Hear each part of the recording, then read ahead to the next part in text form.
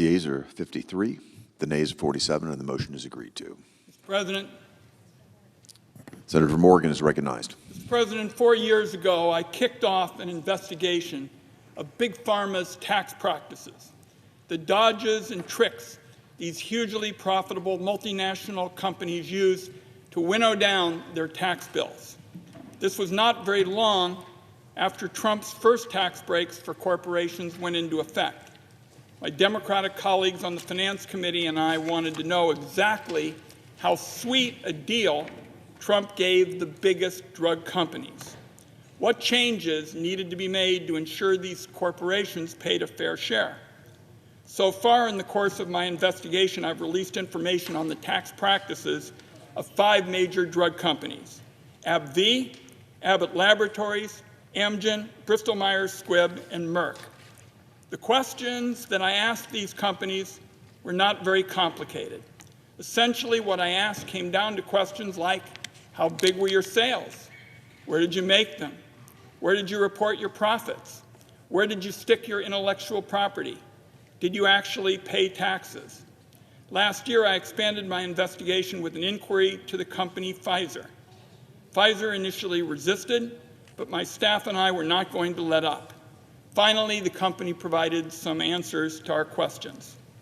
For example, we're going to get into those issues now, and I ask unanimous consent to enter into the record a memorandum outlining records of my investigation relating to Pfizer's tax avoidance schemes, which will also be available immediately on the Finance Committee's website. I ask unanimous consent to have the report entered in the record now. Without objection.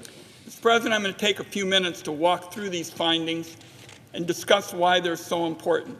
And I'm very pleased to be joined by several of my colleagues who are also outraged about this tax dodging. Here's the upshot, Mr. President. My investigation has found that Pfizer carried out what could be the largest tax dodging scheme in the history of Big Pharma. The U.S. is the largest market for Pfizer's products. In 2019, the company sold $20 billion worth of drugs to American patients. Now, if you're following along on this discussion, you might be hoping to hear that Pfizer paid a reasonable rate of tax on those profits. I've got bad news for you and the American people. In that same year, Pfizer reported zero, not 1 red cent, in taxable U.S. profits. Through various tricks and games, Pfizer was able to shift 100% of its U.S. profits to foreign tax havens. This means that Pfizer dodged billions of dollars in federal income tax on its U.S. drug sales. There is every reason to believe it continues to do so. And thanks to the tax law Trump and Republicans passed in 2017, Pfizer doesn't need to keep the money stashed overseas. Pfizer can take this cash and pocket it with tax dodging schemes and turn it into stock buybacks, dividends, executive compensation. The list goes on. Now, there's an additional matter that's so disturbing. The company appears to be keeping some of its tax schemes hidden from view with what has been described to me as a confidential arrangement with the governments of Puerto Rico and Singapore. It's enough to leave you slack-jawed. So this is a Senate investigation that will have a direct impact on tax legislation, and Pfizer is hiding relevant tax information behind non-disclosure agreements. So colleagues, this is the 6th Big Pharma company where my investigation has found a staggering level of tax dodging. And these rip-offs don't happen by osmosis. They happen because Republicans have allowed them to happen. With the tax law they passed back in 2017, Republicans delivered to Big Pharma a tax break of more than 40%. From 2014 to 2016, the industry paid 19.6% on average. In 2019 and 2020, it paid 11.6%. Now, reasonable people watching at home might be thinking about how Republicans always claim to be worried about deficits and debt. Surely those Republicans would dial back what they did in 2017 and ask these huge profitable corporations to pay a little bit more to ease our fiscal challenges. If you think that's the case, wrong. So I want to bring my colleagues into this discussion momentarily, and I'll close by looking at the big picture as the Congress moves forward with this debate on taxes, health, child hunger, and more. Republicans are in control of the Congress and the White House, and they have locked Democrats out of the discussion. Somewhere here on Capitol Hill, there's a group of Republicans meeting right now behind closed doors, quietly planning the outline of their gigantic bill. Nobody in that room is talking about how to protect people who work for a living or how to get more fairness in the economy. The discussion they're having comes down to how big the handouts are going to be for billionaires and multinational corporations. How many tens of millions of Americans they're going to kick off Medicaid to pay for it? How many millions of kids are going to go hungry? How many hundreds of thousands of workers are going to lose their jobs?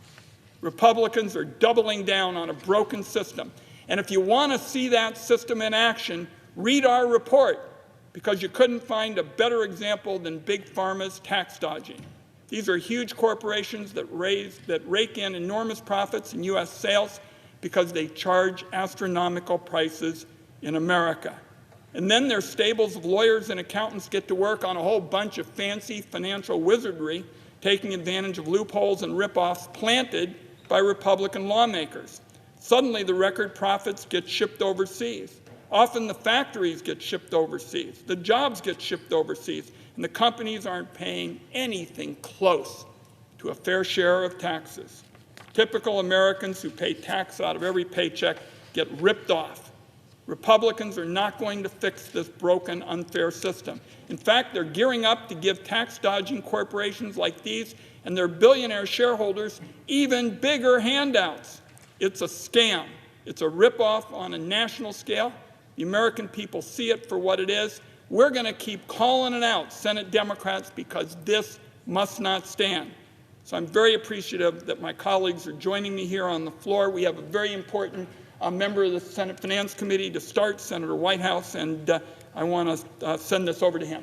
Senator Whitehouse. Thanks, Chairman Wyden. This is a really important investigation, and it bears very exactly on the Republican tax scam that is being cooked up right now here in this Congress. Because one of the keys to the Republican tax scam that is being cooked up right here in this Congress is giving big corporations the ability to move their profits and even their jobs offshore, away from America, and get a tax break for doing that. And the total value of this tax break, the award to big corporations from Republicans for moving American jobs and profits offshore, is running at about $140 billion that other taxpayers are going to have to make up. Big Pharma is the big winner in this offshore tax scam. If you look at Big Pharma's numbers, most sales are to U.S. patients. They sell their pharmaceutical products to Americans. But when you look at their financial reporting, 75% of their profits are declared as coming from outside of the United States. So you got some funky math going on here, because we know that Americans are charged more for Big Pharma's drugs than people are overseas. They overcharge Americans. Americans pay the highest prices, and most of the sales are going to Americans who are paying the highest prices. So how is it that when most of their sales are going to Americans who are paying the highest prices, that's not where the profits are reported? The profits are reported from overseas, where they have fewer patients paying lower prices. How does that work? That works S-C-A-M, scam. And that's what the Republicans in Congress are trying to push forward into the future. Thanks to the terrific work of our chairman, we have some specific examples. The Republican tax scam went into effect in 2017. So they had to move pretty quickly. So we're looking at now 2019. How quickly did Pharma enjoy the benefit of this tax scam at Americans' expense? Well, AbbVie is one company. In 2019, it declared 3/4 of its profits, 3/4 of its sales to American customers, and essentially all of its profits offshore. They charged, as Pharma does, they charged Americans the highest prices, and they sold 75% nearly of their drugs to those highly priced American customers, and yet they claimed that all of their money came from the small fraction of their sales that they made at lower prices offshore. Again, SCAM. Who gets hurt? Well, who gets hurt is American workers, because very often the jobs go offshore along with the profits.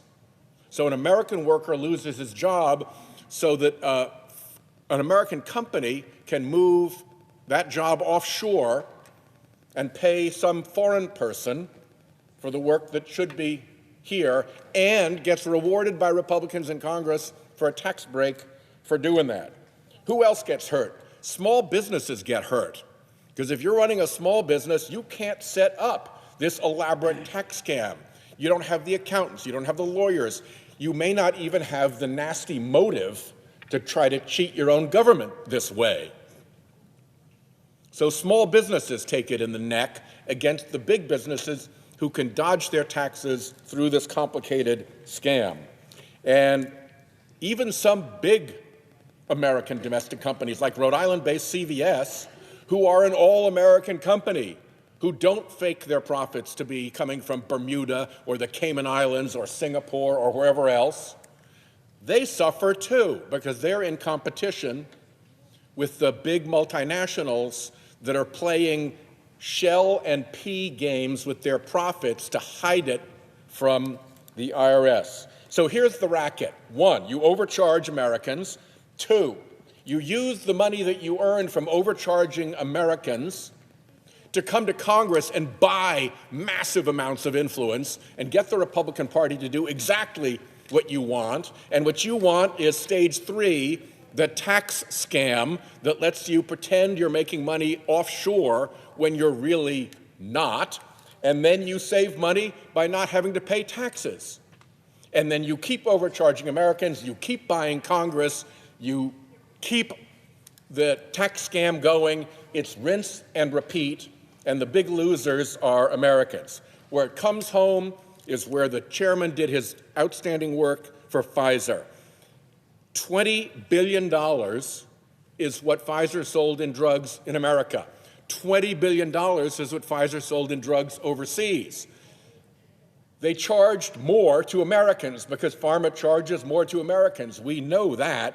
And yet, Pfizer told the IRS that all of its profits came from offshore, all of it. And as a result, they got a huge, huge tax dodge. So whether it's AbbVie or whether it's Pfizer or whether it's the industry as a whole, we need to shut down this tax racket. It is not serving anyone. It costs American jobs. It's unfair to small businesses, and it cheats the regular taxpayers who pay their taxes honestly and can't pretend that the revenue they made off American customers is somehow magically appearing out of the Cayman Islands or some other foreign hideaway. Thank you very much, Chairman Wyden, for your amazing work. Well said, Senator Whitehouse, and I want to get my colleagues into this. Next in order of appearance, Senator Van Hollen, and once again, I want everybody to understand that the 4 of us are going to continue to go after this colossal tax avoidance until it gets fixed, because the American people are getting ripped off. Senator Van Hollen. Well, thank you, and thank you, Mr. President. I want to thank Senator Wyden for bringing us together to shine a spotlight on one of the biggest tax heists in American history, the huge 2017 Trump tax giveaway to the very rich and the biggest corporations that came at the expense of everybody else in America, because everybody else in America has to pick up the tab for that giveaway to big corporations and the very rich. And that tax heist played out right here on the Senate floor. So why are we gathered here today to talk about something that happened here 8 years ago? And the answer is because it's about to happen all over again. In fact, this time maybe on steroids. And the American people need to know what will go down right here on the Senate floor in a matter of months if we don't stop it. So let's take a look at what Donald Trump and Republicans in Congress promised 8 years ago when they passed their big tax giveaway for the rich, and then look at what actually happened. They promised that tax cuts to the very rich would trickle down and somehow benefit everybody else in the country. Didn't happen. They promised that it would generate so much new economic activity that it would pay for itself. But that didn't happen. It added $1.5 trillion to our national debt. And if you extend that out another 10 years, that will be another $5.5 trillion on the debt. They promised that if they gave these benefits to big corporations like Pfizer and others in the pharmaceutical industry, that they would use their tax savings to provide raises of $4,000 on average to all of their workers. Didn't happen. I'll tell you who did get big bonuses. It was the CEOs and the executives. And they promised that they would use their savings, the corporations would use another part of their savings to reinvest in plant and equipment, and therefore help the whole economy. Didn't happen. What those big corporations did was use a lot of their tax savings for stock buybacks to jack up the price of their own stock. This plan that they passed, the Trump tax plan, passed 8 years ago, did something else. It provided that mechanism to help some of the biggest corporations in America duck their tax obligations to the American people by shipping their profits overseas and engaging in all sorts of scams. And today, we have even more evidence of the fact. And I want to, again, thank Senator Wyden and his team on the Senate Finance Committee staff for the report he is presenting today, because it is one of several reports he has done to expose how Big Pharma exploits the tax provisions of the 2017 Trump tax giveaway to magically make their profits from selling drugs here in the United States disappear. Somehow, all those profits made here disappear when it comes time to pay taxes. And that's how they miraculously reduce the amount of taxes they have to pay.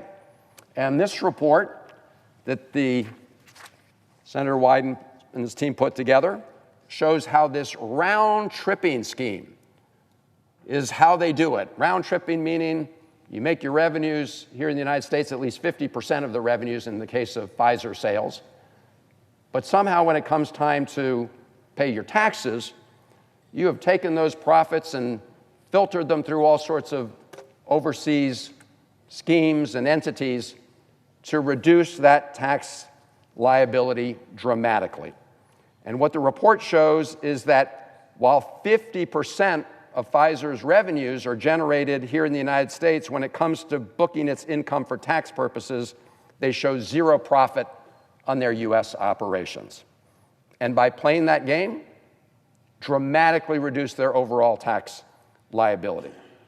This was facilitated by the 2017 Trump tax cuts, and it has allowed Pfizer to reduce its tax obligations by billions of dollars, cut its taxes by a whopping 40%,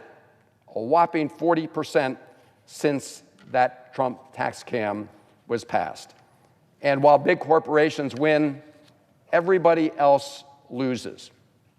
You know, American families They can't use this round-tripping scheme. You can't somehow erase the taxes you owe on the earnings you make by running your earnings through various offshore schemes. Small businesses in America can't erase their American-based tax profits by using these round-tripping schemes, but the Donald Trump tax scam allows big corporations like Pfizer to do exactly that. And by doing that, they've reduced their overall effective tax in the pharmaceutical industry to about 11%, far less than the rates paid by most middle-class families in America.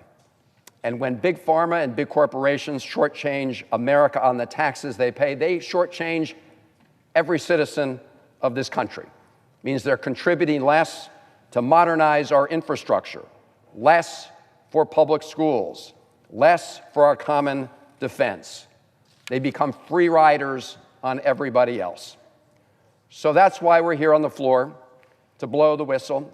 And I will just close with this, Mr. President. I've said this before, but I'm going to say it again because we're heading toward our big debate here on this issue. And that's when on Inauguration Day, just down the hall here, President Trump was sworn in. He talked about a new golden age for America. Come to find out that when he's talking about a golden age, he's talking about a golden age for the people who were sitting right behind him on that platform when he was sworn in. Elon Musk and the billionaires. More billionaires in the Trump cabinet than any time in American history, by far. And so on the campaign trail, Donald Trump says he wants to go after the elites. On the campaign trail, he says, I'm going to look out for the forgotten Americans. Well, I'll tell you what. He has forgotten Americans unless they happen to be a big corporation or the head of a big corporation. And this is the big betrayal in action. And we are going to witness this big betrayal in action even more in the coming months here on the Senate floor if we don't stop it. And I want to thank Senator Wyden and his team for exposing exactly what will happen if we don't stop it. And I yield the floor. I thank my colleague, and once again, you can hear his expertise from the Ways and Means Committee and the other body on these issues, and I thank him for his leadership. And our new member of the Finance Committee, Senator Welch, is here, and he'll have some remarks, and then I'll wrap up. But Senator Welch, thank you for all your leadership. Senator from Delaware is recognized. Thank you, Mr. President. Thank you, Senator Wyden. Mr. President, when I talk to Vermonters, as I'm sure when you talk to Tennesseans, everyday hardworking people at the end of the month are struggling to pay their bills. It's expensive. And people are working really hard, but the cost of things is going up. Taxes are eating into their paychecks. And they don't understand how it is they can work so hard. In many families, it's two people working, and they still can't pay their bills. And there's a suspicion among a lot of folks I talk to that there's something wrong, and it's kind of a rigged situation. And what we're talking about today proves that the suspicion that Vermonters have about things being rigged, they're right. The second point I want to make at the outset is this issue, this specific example, provides such clarity that some of the worst things that cause the most suffering and the most economic insecurity are totally legal. Totally wrong, by the way, but legal. What did we find out with the Wyden report? We found that a major United States pharmaceutical company was able to make sales of $20 billion of its product in 2019 and report zero in income. It's zero in profits here in this country. What that ultimately means is that what Pfizer paid on its taxes, for taxes, despite this extraordinary profit, they paid less than the mailroom clerk pays in Social Security. They paid less than the pharmacist at the drugstore who dispenses the prescriptions. They paid less than the delivery drivers who may have brought these prescriptions to a person's home. They paid less than the employees of Pfizer, whether it was a lab technician or a clerk or anyone at that company. So Vermonters asked me, wait a minute, how is this? $20 billion in sales, extraordinarily profitable company, yet under the legal use of the tax code, they're able to report zero. Well, Mr. President, this is where, as much as I condemn Pfizer for manipulating and taking advantage of these legal loopholes, I say the United States Senate and the United States Congress bears enormous responsibility for allowing this legal loophole to be used. Pfizer and every profitable company should pay their fair share of taxes. That's all we're talking about. So when Vermonters, at the end of the month, are trying to look at how are they going to pay the bills that their checkbook balance won't cover, and they think the system is rigged, they're right. And one of the ways for us to unrig it is to attack this legal use of the tax code that was passed by this Congress. Now, this is worse than just the tax code, because other provisions have made Pfizer so profitable courtesy of the taxpayer. One of their major drugs, Eliquis, $791 million of taxpayer money was used in the research and development of it. Pfizer has that. It's been immensely profitable. And by the way, it's a good drug. It helps with strokes. But it's a wicked price. So here in the United States, if you're buying that drug, that costs $7,100. In Canada, it's $900. Japan, it's $940. In the United Kingdom, $760. In France, $650. So Vermonters asked me, wait a minute, our taxpayer dollars went into helping Pfizer develop that drug, $791 million, and we have to pay 6, 7, 8 times here in the United States than Pfizer sells it in other countries that are our peers. They think that's wrong, and so do I. Then you think about the protection that this Congress gives to intellectual property, and rightly so, where that pricing power that goes along with getting a patent is so abused in this country that it inflicts enormous economic hardship on individuals who have to buy it directly, on taxpayers who fund it through Medicare and Medicaid, and on our employers who really care about their employees and they want to provide employer-sponsored health care. But those premiums keep going up and up and up because of the pharma prices, and it means the raises are flat. That's not right. And then you have the fact that for pharma, we've created, as we should, publicly financed health care, Medicare, Medicaid, and employer-sponsored. So you have a situation for the pharmaceutical industry, and we're talking specifically now about Pfizer, where they get a guaranteed market, Medicare, Medicaid, employer-sponsored. They get a patent and then abuse the pricing power that goes along with it and sticks it to Americans, despite the fact that it's American taxpayers who funded so much of the basic research that went into developing this product that they put on the market. And then they end up with a tax code, courtesy of the United States Congress, that allows them to do what no corner drugstore could ever do. Basically, say that the sales they made weren't really made at the corner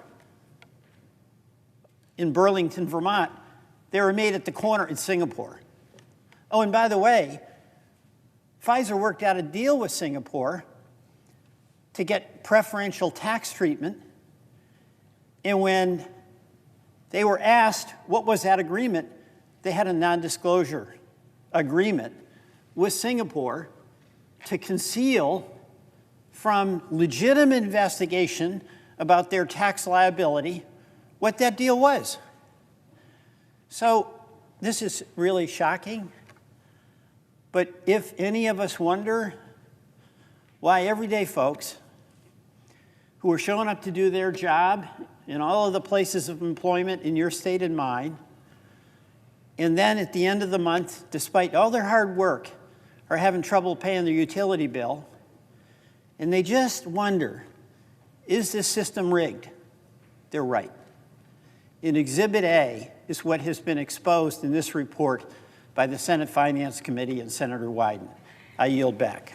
Senator Welch, thank you for your leadership, and it's great to have you on the committee. To wrap up, Mr. President, our investigation has found that Pfizer has carried out what could be the largest tax dodging scheme in the history of Big Pharma. This Big Pharma ripoff is exactly what Republican senators should be rooting out in their tax bill, which is coming up. Instead, it looks like Senate Republicans may lock this outrage in permanently. All Americans who believe in tax fairness should join us in fighting any extension of this tax boondoggle. Mr. President, I yield the floor and I thank my colleagues. The Senator from Tennessee.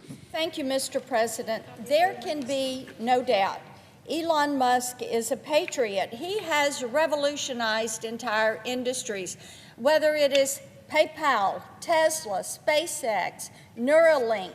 Across his businesses, there are so many things that he could be working on. But when President Trump asked him to join the administration, he answered that call. He said yes, and he committed himself to serving the American people and helping get this fiscal house in order. In many ways, he is tackling one of the biggest threats to our nation's sovereignty, and that is our debt, $36 trillion in debt. He understands that our fiscal path is unsustainable. And today, we are spending more money to service our debt than to fund our entire military. And as this debt grows, it will become more and more difficult to fund basic government functions. That is why he is leading the Department of Government Efficiency, trying to rein in reckless spending and to get this country back on the track to fiscal health. Now, so far, DOGE has had a lot of success. In just 2 months, they have identified $130 billion in potential savings by eliminating waste, fraud, abuse across the federal government. They hope that that number, and they fully expect that number to reach $2 trillion by the time we get to Independence Day next year, which, by the way, will be our 250th birthday. Every American should be applauding this effort. Our children and grandchildren's future depends on a free America. But because he has been helping President Trump, he has become a target for the radical left, which has launched a domestic terrorism campaign against his company, Tesla.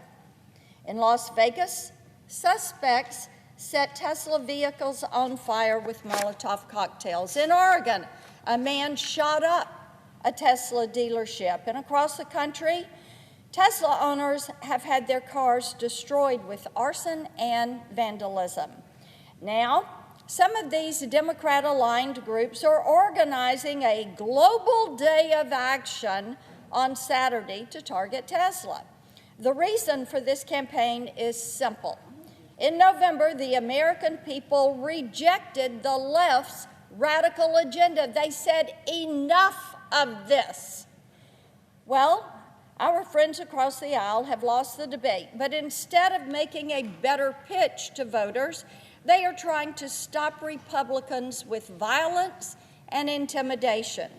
The Democrats spent the last 4 years denouncing domestic terrorism and supporting EVs, yet now they are eerily silent.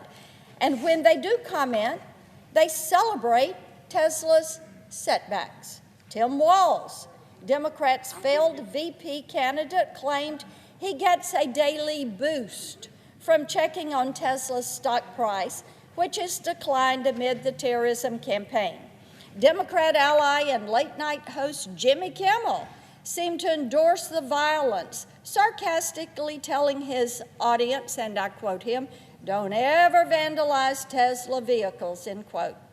Last week, Democrat Congresswoman Jasmine Crockett said that all she wants for her birthday is to see Elon taken down. This rhetoric is inexcusable, and as the world's greatest legislative body, we should jointly condemn political violence. That's why I'm asking for unanimous consent to pass the resolution that condemns the horrific acts of violence, arson, and domestic terrorism committed against Tesla dealerships and facilities. There is no reason why Democrats should oppose this resolution. Mr. President, as if in legislative session and notwithstanding Rule 22, I ask unanimous consent the Senate proceed to the consideration of S-Res 146, which is at the desk. Further, I ask that the resolution be agreed to, the preamble be agreed to, and that the motions to reconsider be considered made and laid upon the table with no intervening action or debate. Is there objection? Mr. President. Senator from Connecticut is Mr. recognized. President, thank you. Reserving the right to object. Listen, come on. This resolution is not about violence or domestic terrorism. It just isn't. This is a resolution that says one thing, and one thing only. Elon Musk is in charge. He matters more than anybody else. Musk is subject to a different set of rules than everybody else. The Trump administration serves him, not us. The Republican Party serves him, not us. Elon Musk right now is effectively stealing from the American people. He is combing through our government, awarding himself contracts, canceling contracts for his competitors. He's shutting down agencies that stand in the way of his business, his growth. He's giving himself access to secret information about government enforcement actions against his competitors. He is also, at the same time, currently the largest funder of Republican politics in the nation. He spent $250 million backing President Trump's campaign. He recently told the president that he would contribute another $100 million to the president's political arm. And guess what? At that same time, the president stood on the White House lawn to give a taxpayer-funded commercial for Elon Musk's cars. That's corruption at a scale that we have not seen before in this country. The integration of the Trump White House and the Republican Party and the business interests of the richest man in the world. It's wrong. Now, this resolution claims to say something about domestic terrorism, but the only terrorism, the only violence it mentions is violence carried out against, you guessed it, Elon Musk. On an annual basis, there are 11,000 reported incidents of domestic terrorism. 11,000. Only a handful of them impact Tesla dealerships, but they're the only acts of violence mentioned in this resolution. 52% of the reported attacks were based on racial or ethnic targeting by radicalized attackers, but they aren't mentioned in this resolution. Only Elon Musk is mentioned in this resolution because a different set of rules apply to him, because he is in charge and he deserves protection that no one else gets. He deserves a White House TV commercial for his cars. He deserves to give himself contracts and steal from his competitors. He deserves to have his own resolution. And people are asking why. Why does the richest man in the country get this special treatment? To most people, it feels pretty fishy. It definitely feels wrong. Now, I hate violence of any kind, whether it's perpetrated against right, left, or center. I've spent my life on this floor fighting violence, but I also hate inconsistency. So I'm going to make my colleague a pretty reasonable offer here. At the same time that President Trump is saying that he's going to vigorously pursue people that attack Tesla dealerships, he's giving pardons to the people who beat the hell out of Capitol Police officers. So I don't think that we should consent to a resolution that says we care about violence, but only when it's committed against the business interests of the richest man in the world. And I have a way to solve that problem. Senator Murray has a really simple resolution, a resolution that expresses our disapproval of the pardons that were issued for the very specific set of individuals who on January 6th brutally attacked Capitol Police officers. Now, I understand that many of my Republican colleagues think that the people who trespassed here shouldn't have been prosecuted. Let's set aside that disagreement. This resolution just says that the specific set of people who viciously attacked police officers, the ones that hit the police officers over the head with metal poles, that those people shouldn't have been given a get-out-of-jail-free card. And so why don't we just be consistent? Why don't we say that violence matters when it's committed against Elon Musk's dealerships, and it matters when it's committed against the people that protect us? And so my offer is to just pass both resolutions right now. Right now. We could just agree by unanimous consent to your resolution, and we could agree as a body that you shouldn't pardon the people who brutally beat the people who show up every day to protect us. They matter too. Elon Musk isn't the only person that matters. Capitol Police officers matter too. So I'd ask the senator to modify her request to add the following: that the Committee on the Judiciary be discharged from further consideration, and the Senate now proceed to S-Res 42, a resolution condemning the pardons for individuals who are found guilty of assaulting Capitol Police officers, that the resolution be agreed to, and the motion to reconsider be considered made and laid upon the table. If we agree to move forward on this unanimous consent, I think we can move forward on the senator's request as well. Is there objection to the modification? I object. Objection is heard. Is there an objection to the original request? Mr. President? Mr. President, there is. Mr. President? Objection is heard. To speak on my objection, I think it's important to note that the resolution I presented does not mention Elon Musk. The resolved title in this, and by the way, it's really short, that the Senate condemns the horrific acts of violence, arson, and domestic terrorism committed against electric vehicles, car dealerships, and charging stations across the United States. Now, for years, my Democratic colleagues have come to the floor and supported EVs. Just last year, my colleague from Connecticut claimed, and I quote him, "If you want to cut emissions and save the planet, we need more electric cars on the road," end quote.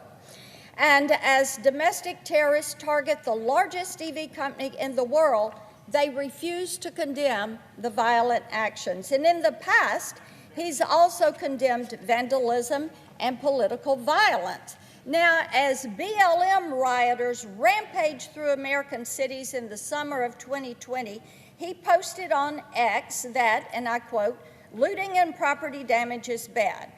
He deleted that post, but I'll give him credit. His sentiment was right. And after an assassin's bullet almost took the life of then President Trump, he said, and I'm quoting, "There is no room in America for political violence." He was right on that quote.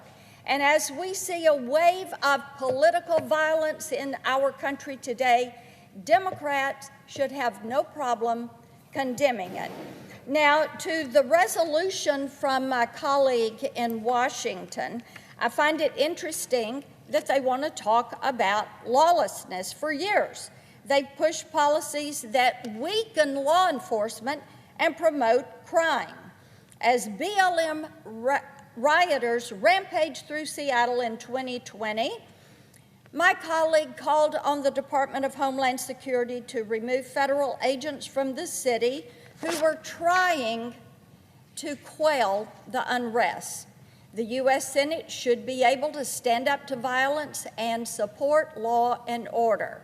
And today, they are stopping us from doing that. And when it comes to pardons, I think we should talk about pardons. In his final weeks in office, President Biden abused his pardon power to protect family members, free violent criminals, and make our country less safe. For years, President Biden claimed he would not pardon his son, Hunter. Yet, in December, Biden gave him an unconditional pardon for any federal crimes he may have committed over the course of a decade. Such an abuse of presidential pardon power has never happened in our nation's history. Just months before, Hunter had been convicted of federal gun crimes and tax offenses totaling $1.4 million. At the same time, evidence continued to mount that Hunter sold access to his father in foreign countries, including China and Russia. This was a multi-million-dollar influence peddling scheme and a Biden family affair. That's why just minutes before leaving office, the former president also pardoned his siblings and their spouses. They joined more than 8,000 people who received pardons and commutations from Joe Biden, including many violent criminals and murderers.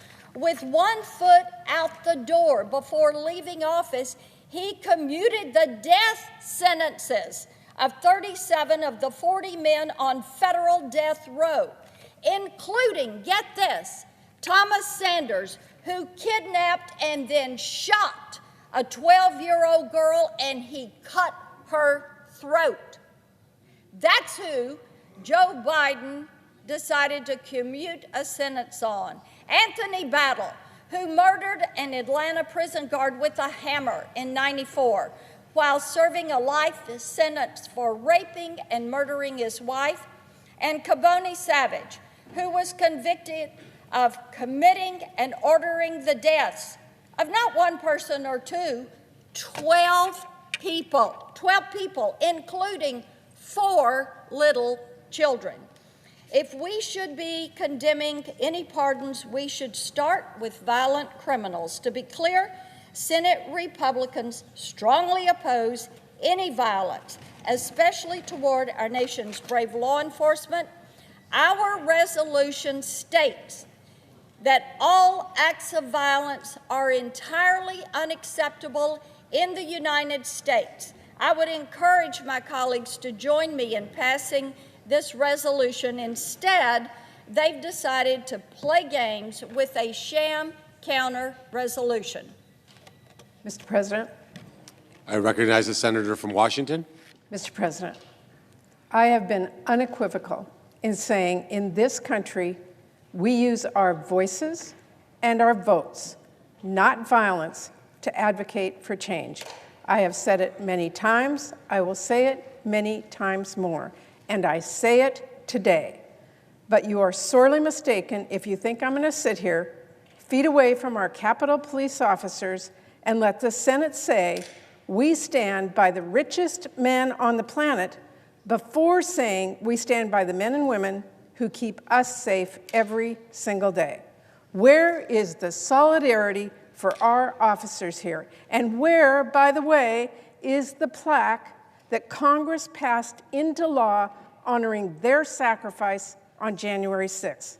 Do I have to march down to Speaker Johnson's office, put it up on my own?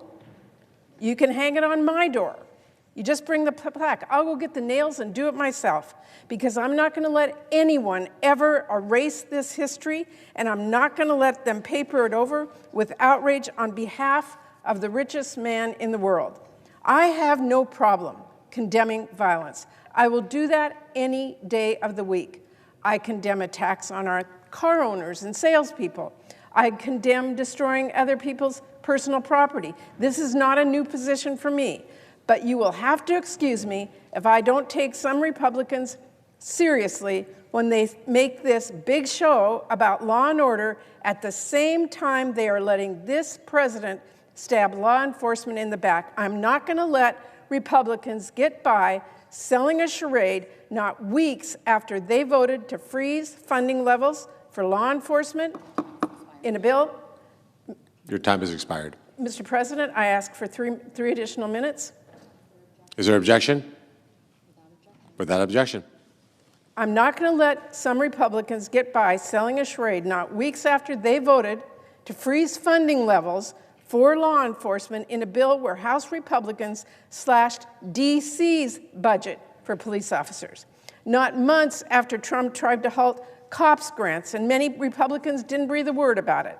Not when Trump is still in the middle of firing just about as many federal law enforcement workers as he can get away with. And certainly not when some of my Republican colleagues are still ignoring how our lawless president continues to champion the very people who attacked our Capitol Police. Just this week, mere days ago, President Trump speculated about compensating people who committed crimes on January 6th, about rewarding their violence with taxpayer dollars. Where is that outrage? Where is the condemnation? What are some of you waiting for? And don't you try for a single second to say, oh, he's not talking about the violent ones. Y'all know better. We know better. Remember when you tried to say that about pardons? Remember that, how that worked out? Trump pardoned people who violently attacked police. They are back on the streets, except for the ones who already committed new crimes. I don't know how my colleagues keep forgetting what happened on January 6th. I don't know how on earth it is not burned into their memories, but President Trump is talking about people who attacked this building, our offices, our staff, our democracy. He's talking about people who smashed windows in that we walk by every day, people who brought bats and weapons to the halls where we meet our constituents, people who beat the Capitol Police, who keep us safe every day, to the Capitol Police who are standing guard even now, who sit right outside this chamber. These are violent criminals, and President Trump is talking about them like heroes. He wants us to write them a check over my dead body, Mr. President, and I'm going to say it again and again. So, like some of my Republican colleagues, I will say it for the people who burned Teslas and for the people who smashed windows in here at the Capitol. I'm tired of watching this. I know our constituents are. We need to demand that Speaker Johnson hang that plaque that he is hiding. Senator's time's expired. It is not too much to ask, and I hope that this body recognize violence is violence, and we should condemn the attacks on January 6th. Thank you, Mr. President. I yield the floor. Question occurs on the nomination. Is there a sufficient second? There appears to be. The clerk will call the roll. Ms. Alston-Brooks.